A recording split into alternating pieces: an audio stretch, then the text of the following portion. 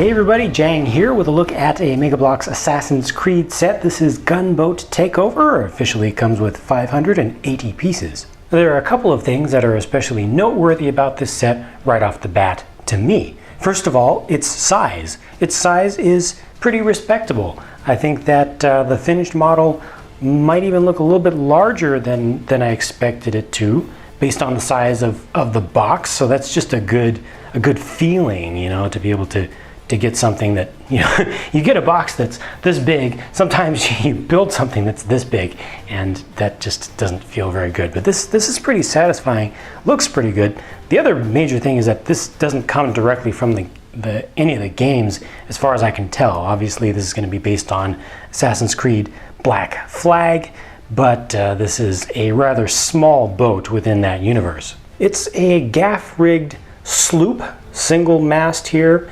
and not intended to be a full-on pirate ship. So don't be confused and think that they were trying to replicate one of the big, major, massive warships from within the game. You know, they definitely went for something small just to get a more reasonable size, to keep the parts count down, and most importantly, to keep the cost down so more kids would actually be able to get their hands on this thing. Has a lot of small details and a nice use of multicolored threading for this cloth. This is it's a synthetic cloth, but it is an actual cloth. So you can see it's got some a little bit of weight to it, but it also kind of flows in the wind a little bit. The rigging along the sides here, this is all cloth based, you know, so it's got some flexibility to it. So they've got some nice kind of classy details to it.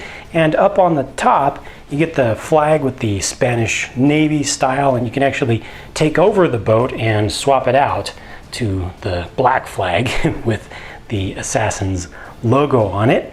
It was a little bit difficult to set all of the rigging and all of the cords, all the string all throughout this thing. They show you exactly how to do it. They even show you how to do the knots. But for me personally, it was just a little bit frustrating getting all those right. And I haven't trimmed up the ends yet.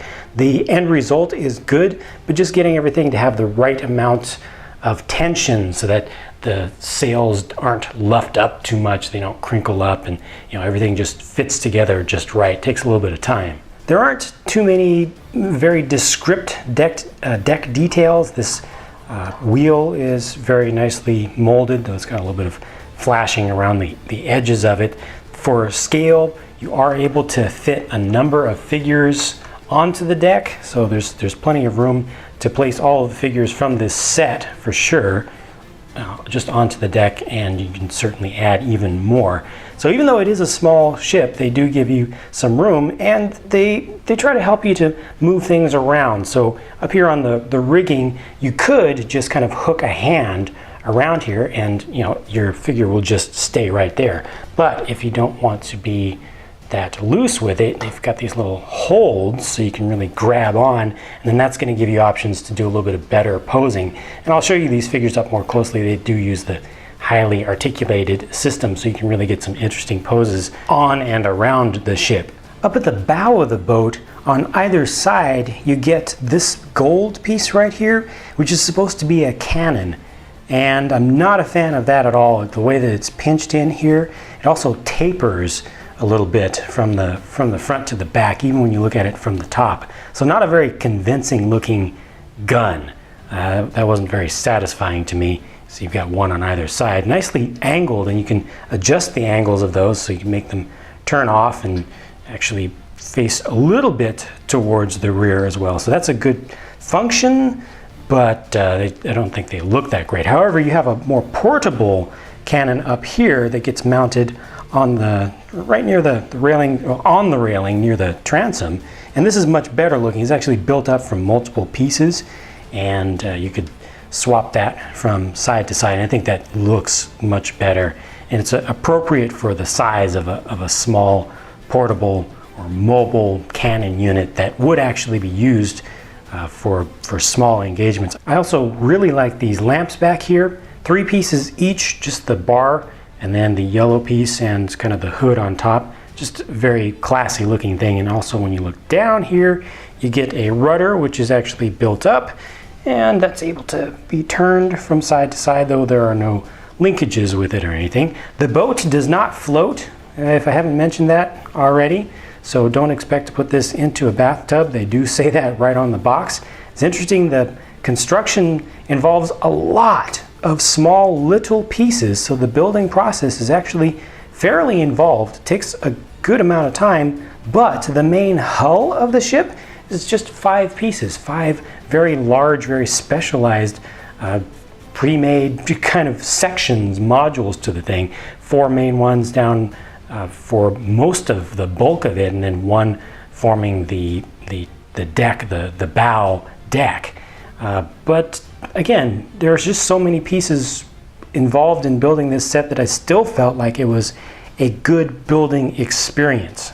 For figures, we get 2 random crew members here on the edges who you can assign however you want, good guys, bad guys, whatever side you want them to be on. The most exciting thing here is an official Edward Kenway, and then this guy here is characterized as a pirate captain.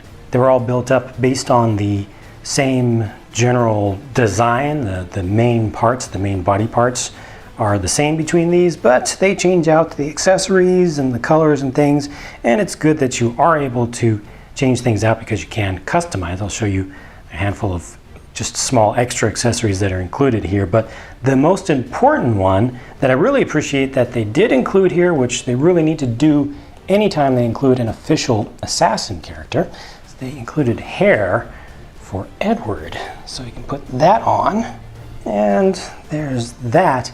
Now, previously I haven't commented about the eyes being holes on these things because I think they look just fine and it wasn't really noteworthy. However, on Kenway in particular here with that lighter shade that's so close to flesh tone with the facial hair especially, and also the main hair on top of his head, the eyes end up looking rather odd to me. It has a lot more of a mannequin look. I wish they had gone for just a little bit darker tone for his facial hair in particular, because right now it's just a little bit awkward looking.